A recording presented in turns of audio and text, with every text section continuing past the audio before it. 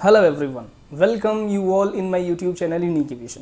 आज की वीडियो में हम बात करने वाले हैं मॉड्यूल 7 के सब मॉड्यूल 17 के बारे में, जो कि है एयरक्राफ्ट हैंडलिंग एंड स्टोरेज। इस वीडियो में मेनली हम बात करेंगे एयरक्राफ्ट के टाई डाउन प्रोसीजर के बारे में और बात करेंगे एयरक्राफ्ट के जैकिंग प्रोसीजर के बारे में। ये दोनों चीज़ें क्या होती हैं और इसके बारे में हमें क्या क्या जानकारियाँ होनी चाहिए। ठीक है, तो सबसे पहले मैं आपको बता दूं, अगर आप चैनल पर नए हैं तो चैनल को जरूर सब्सक्राइब कर लीजिए और वीडियो पसंद आए तो लाइक शेयर और सब्सक्राइब जरूर कीजिए। ठीक है, सबसे पहले हम बात करते हैं एयरक्राफ्ट के टाई डाउन प्रोसीजर के बारे में कि आखिर एयरक्राफ्ट का टाई डाउन प्रोसीजर क्या होता है या एयरक्राफ्ट का टाई डाउन करना क्या चीज़ होता है। ठीक है, एयरक्राफ्ट को टाई डाउन करना या फिर हेलीकॉप्टर को टाई डाउन करने का मतलब ये होता है कि किसी भी ऐसे कंडीशन के लिए तैयार करना एयरक्राफ्ट को कि जब कभी भी बहुत तेजी से हवा, आंधी, तूफान इस तरह की कोई कंडीशन आए तो एयरक्राफ्ट को डैमेज ना हो। ठीक है, जैसे अगर आप सड़क पर चले और बहुत तेज से हवा आए तो आप क्या लड़खड़ा सकते हैं, इसी तरह से ज़्यादा तेज हवा, आंधी, तूफान में एयरक्राफ्ट भी डैमेज हो सकता है। तो इसके लिए हम क्या करते हैं, जनरली हम with the help of ropes यानी रस्सियों की मदद से एयरक्राफ्ट को बांध देते हैं ताकि वो अपनी जगह से ना हिले और खुद को या अगल बगल वाले एयरक्राफ्ट को डैमेज ना करने पाए। ठीक है, तो इसके लिए कुछ बातों का हमें ध्यान रखना है अलग अलग टाइप के एयरक्राफ्ट्स के लिए, वो एक एक करके हम देखते हैं। सबसे पहली बात आती है कि अगर आप किसी छोटे एयरक्राफ्ट को यानी लाइट एयरक्राफ्ट को अगर आप टाई डाउन करना चाहते हैं तो आप क्या प्रोसीजर अपनाएंगे। तो इसके लिए सबसे जरूरी है आपके पास रस्सियां होनी चाहिए, यानी जिन रस्सियों से आप एयरक्राफ्ट को बांधोगे। और दूसरी चीज आपको ये पता होना चाहिए कि एयरक्राफ्ट में टाई डाउन होने के लिए रिंग्स कहां पर दी हुई हैं। ठीक है, यानी वो जगह जहां से आप इसको टाई डाउन करेंगे। ऐसा नहीं है कि आप एयरक्राफ्ट के किसी भी पार्ट को बांध देंगे और वो जो है टाई डाउन प्रोसीजर कहलाएगा, नहीं।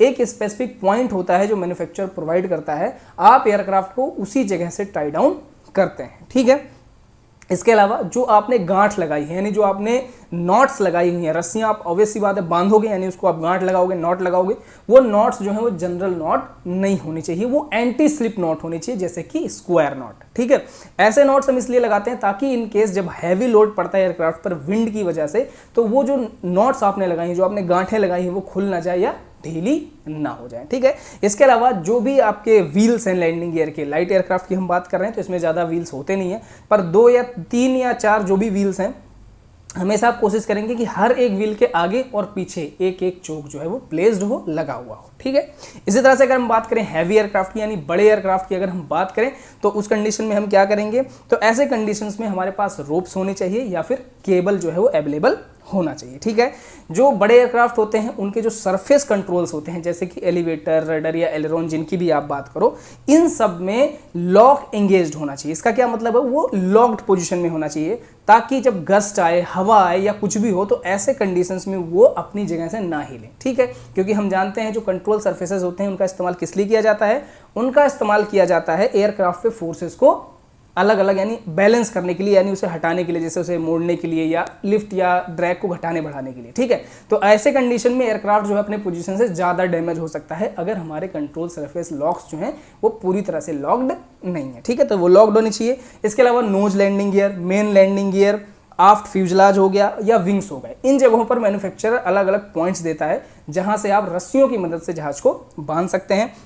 इसके अलावा हमेशा कोशिश करेंगे आप, क्योंकि जो विंड्स या फिर ऐसे कोई आंधी तूफान का खतरा होता है तो पहले ही हमें वेदर फॉरकास्ट मिल जाता है कि आखिर क्या होने वाला है और किस डायरेक्शन में विंड चलेगी। तो हमेशा इस बात का ध्यान रखना है कि जिस भी डायरेक्शन में विंड है उसी डायरेक्शन में आपका जो है एयरक्राफ्ट हो, यानी आपका जो नोज है एयरक्राफ्ट का वो प्रिवेलिंग विंड में हो, ताकि कम से कम एयरक्राफ्ट पर ड्रैग लगे, और जितना कम ड्रैग लगेगा ऑब्वियसली उतना ही कम डैमेज होगा हमारे जहाज को। ठीक है, इसके अलावा जितने भी हमारे व्हील्स होंगे जहाज पे वो सारे के सारे चोक्स जो है वो लगे होने चाहिए, आगे भी और पीछे भी, ताकि जहाज जो है अपनी जगह से ना हिले।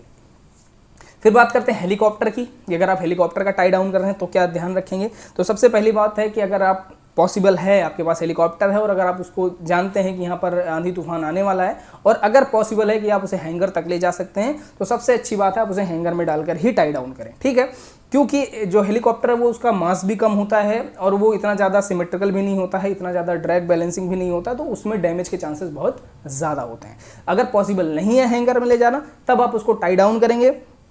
टाई डाउन करते हैं आप कुछ समय कुछ बातों का ध्यान रखेंगे, जैसे कि जिस एरिया में आप टाई डाउन कर रहे हैं वो एरिया क्लियर होना चाहिए, वहाँ आसपास लंबे पेड़ या फिर इस तरह का कोई ऑब्स्ट्रक्शन ना हो कि पता चले जहाज यानी जो हेलीकॉप्टर था वो तो सुरक्षित है लेकिन उसके ऊपर कोई ऐसा पार्ट गिर गया कि जिसकी वजह से वो डैमेज हो गया। ठीक है, इस बात का ध्यान रखेंगे।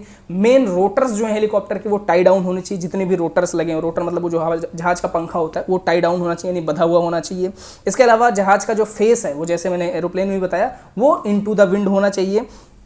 इसके अलावा अगर बहुत सारे हेलीकॉप्टर साथ में टाई डाउन किए जा रहे हैं तो उनके बीच का जो डिस्टेंस है वो ज़्यादा से ज़्यादा रखना चाहिए।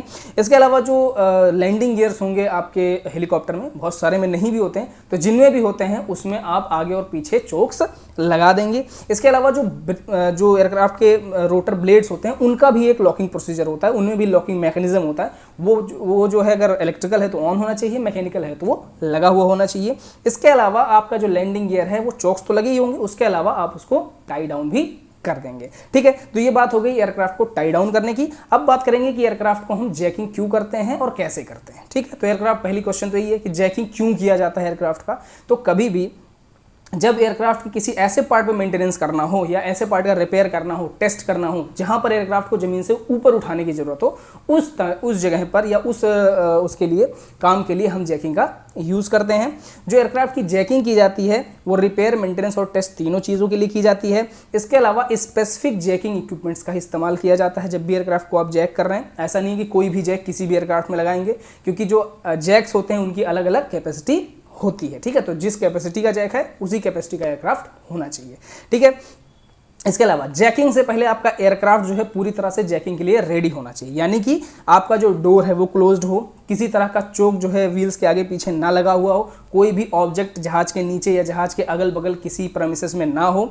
इसके अलावा जो पर्सन है वो थोड़ा एक्सपीरियंस्ड हो, ऐसा नहीं है कि किसी को भी आप जैकिंग के लिए इस्तेमाल कर रहे हैं। ठीक है, अब नॉर्मली 3 से 4 जैक का इस्तेमाल किया जाता है जहाज को जैक करने के लिए। जनरली एक जैक जो है वो नोज पे, 2 जैक जो है विंग्स के नीचे और 1 जैक जो है वो टेल पर लगाया जाता है ताकि जो एयरक्राफ्ट को है पूरी तरह से जो है ज़मीन से ऊपर उठाया जा सके। ठीक है, इसके अलावा जब भी आप जैकिंग का इस्तेमाल कर रहे हैं या जैक का इस्तेमाल कर रहे हैं उससे पहले आपको जैक को भी प्रॉपरली चेक करना है कि जैक में जो है हाइड्रोलिक ऑयल है कि नहीं है, वो पूरी तरह से सर्विसेबल है कि नहीं है, उसका कोई इंस्पेक्शन ड्यू तो नहीं है। इन सारी बातों का ध्यान रखने के बाद ही आप उसको एयरक्राफ्ट पर इस्तेमाल करेंगे। जब कोई भी आप जैकिंग करेंगे तो ये ध्यान रखेंगे जैकिंग में पैड्स लगे होने चाहिए, यानी कि जो आप जैसा फिगर में भी देख रहे होंगे इस तरह से इसका शेप बनाया जाता है ताकि वो एयरक्राफ्ट में प्रॉपरली फिट हो जाए और वो एयर फ्रेम को डैमेज ना करे। ठीक है, इसके अलावा जब कोई भी आप जैकिंग शुरू कर चुके हैं तो इस बात का ध्यान रखेंगे कि जैसे आपने 2 या 3 4 जैक लगाए एक साथ तो सारे जैक्स जो हैं इक्वली रेज किए जाएं। ठीक है, ऐसा नहीं एक तरफ जहाज को उठा दिया एक तरफ ऐसे कर दिया तो क्या हो जाएगा, गिर जाएगा। ठीक है, इसी तरह से जब भी आप जैक को इस्तेमाल करते हैं तो आपने देखा होगा वो जो है हाइड्रोलिकली ऑपरेटेड होते हैं, जितने भी जैक्स होते हैं वो हाइड्रोलिक फ्लूइड की मदद से एयरक्राफ्ट को ऊपर उठा देते हैं और उसमें थ्रेड्स बनी हुई होती हैं। जो आपका जैक होता है जो उसको उठाता है उसमें एक्चुअल में थ्रेड्स बनी होती हैं और उसके ऊपर एक लॉकिंग कॉलर होता है जो ऐसे गोल गोल घूमता है, आप उसको कंटिन्यू लॉक करते रहिए। क्यों? क्योंकि मान लीजिए आपने जहाज को उठाया और अचानक से जो हाइड्रोलिक सिस्टम है क्या नाम है जैक का, वो फेल हो गया तो क्या होगा, एयरक्राफ्ट एक तरफ खटाक से झुक जाएगा जिसकी वजह से वो उसमें डैमेज आ सकता है। तो इसके लिए आप क्या करेंगे, वो कॉलर कंटिन्यू आप बंद करते रहेंगे, वो जो पिन है उसको आप कंटिन्यू लॉक करते रहेंगे। तो इससे क्या होगा, अगर in case hydraulic jack fail भी हो जाता है तो भी आपका जो एयरक्राफ्ट का एयर फ्रेम है वो पूरी तरह से सपोर्टेड रहेगा।